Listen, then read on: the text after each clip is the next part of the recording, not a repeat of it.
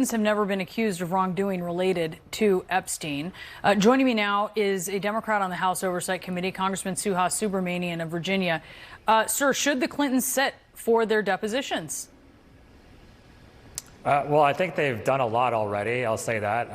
But, you know, I did support that subpoena of them because I didn't want this investigation to be partisan. I'm not here to protect Democrats either. We need to hold Democrats and Republicans accountable. But I'll just say that, you know, seeing Chairman Comer go after the Clintons and try to hold them in contempt when Pam Bondi has not responded to any of our subpoenas. The DOJ has not responded or complied with our subpoena back in August to release the files. Okay, what I want to see is the DOJ really saw the files. Separate? Can we keep these things separate? Because today Bill Clinton didn't show up for his deposition.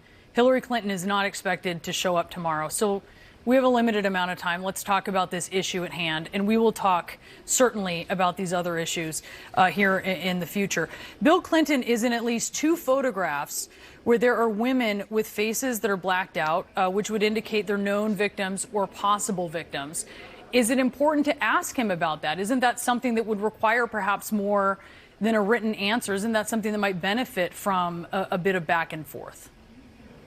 Sure. I mean, like I said, I'm willing to talk to him. I'd like to talk to anyone who has information about this, Democrat or Republican. I haven't wavered from that. I think contempt, though, is a different story. So that's unprecedented. I think the last time we held a former president or current president contempt was we tried to with Richard Nixon during the Watergate scandal, right? So is this to that level, right? That's the question we need to ask. And are we also holding others in contempt for not giving us information? So I do think it's related to the context of this investigation, that we're not treating all of the different people we're subpoenaing equally. Do you think that people who you subpoena, though, should all be coming forward to testify? And should you be considering with all of them what the ramifications might be if they don't? Well, certainly. I mean, I would like to know what the ramifications this committee is going to enforce if the DOJ continues to violate the law and ignore our subpoenas as well, though. I want to know all the facts. If it were the Clintons that were withholding millions of files and information that's critical to this investigation, then perhaps we'd be having an entirely different conversation. But the reality is they're a very minor role in this very big saga, and the evidence that we need to know really who is behind this is in the files that have not been released. The last couple of people we've subpoenaed, just for reference, Les Wexner, for instance, who was one of the co-conspirators in some of the files we released. We also now have tried to subpoena and successfully subpoenaed as oversight Democrats the people who are managing the estate. I think those people are far more relevant than the Clintons or anyone who is, you know, maybe knew Epstein for a couple of years. House Oversight Democrats wrote this letter on December 23rd demanding, quote, answers on FBI's failure to investigate Jeffrey Epstein after survivor Maria Farmer warned agency in 1996. 1996, when Bill Clinton was president. I mean, is that something you might want to ask him about? I hear you saying that he's a minor figure in this, but is that something, considering Democrats specifically on House Oversight want, is that something that you might want to ask him about? Well, I'll tell you, you know, some of the questions I have, that would be one question. But they did answer that they didn't believe there was a federal investigation into that, nor were they aware of one. Another question is, what were they doing on Jeffrey Epstein's planes? Well, they answered that in their written answers, which is that it was part of the Clinton Foundation and Epstein was loaning them the plane. And so they've answered a lot of the questions that I have already. But certainly I'd want them to come in and testify. But I think contempt shows that threatening contempt against them and only them shows that the Republicans are treating this as partisan and not really trying to get to the bottom of what happened and how we prevent it from happening in the future. We know the follow-up question is important, right? Which you don't always get in the written answer. So Sure. Just saying that there isn't an you're saying that there wasn't an investigation. Why wasn't there an investigation? Maybe that's a question to ask. Another one is that Chairman Comer asserted that Epstein visited the White House 17 times while Clinton was in office and flew on 27 flight legs on Epstein's plane. Previously, Clinton's spokesperson had said he took 4 trips, which included stops, though we were not aware that there were that many. Were you aware there was that much time on the plane? And what questions does that raise for you? Were you aware about the 17 visits to the Clinton White House?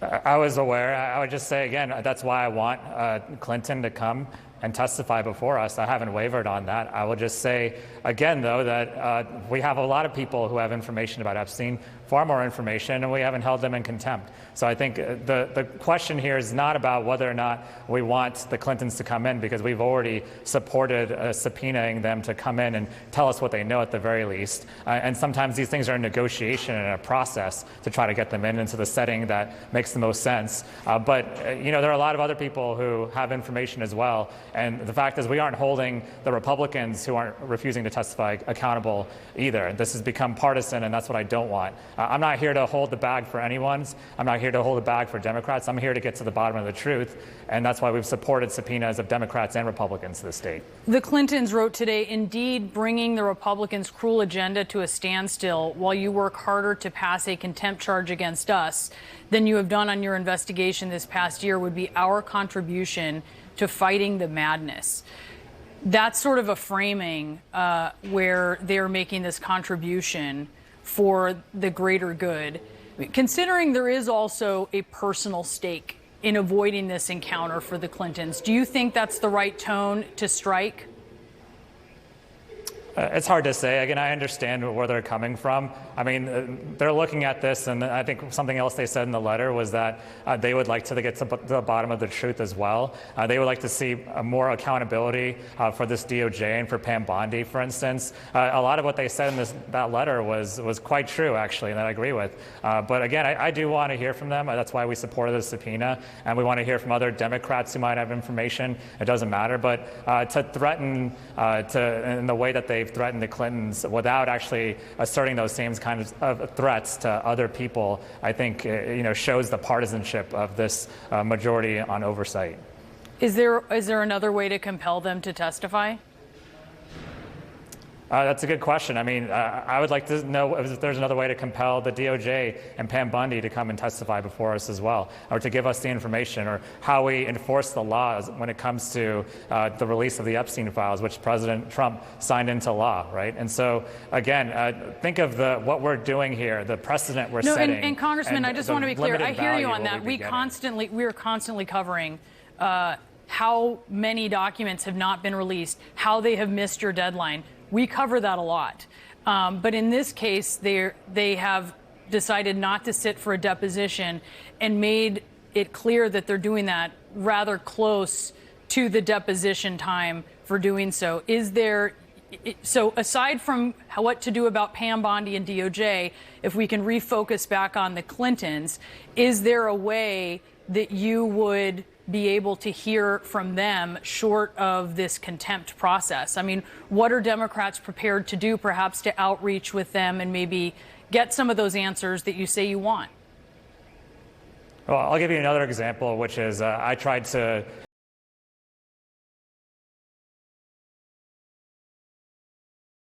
before us under the. Can we please talk about Bill Clinton? Yes, the point I'm trying to make is that we can negotiate with them to figure out a way to have them come in under terms that they'll agree to, right? And I think that's a better way and a better approach. We haven't held others accountable, but when it comes to the Clintons, we can figure out a way forward. But just coming out immediately and saying that you're going to hold them in contempt, I think, shows the partisanship of this investigation on their part. Yeah, point taken. You might have more sway with the Clintons than the, I guess, former royal family. I don't know. Prince Andrew, obviously, his title has changed. Well, maybe Democrats. Congressman Subramanyam, thank you so much for being with us.